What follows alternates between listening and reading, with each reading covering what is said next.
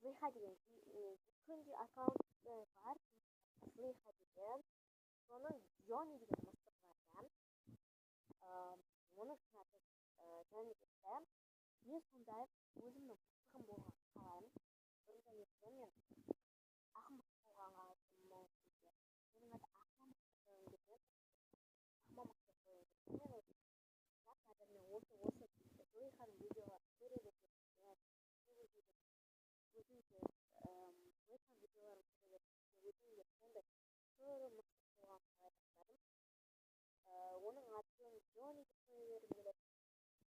Мен осы злиханың видеоларын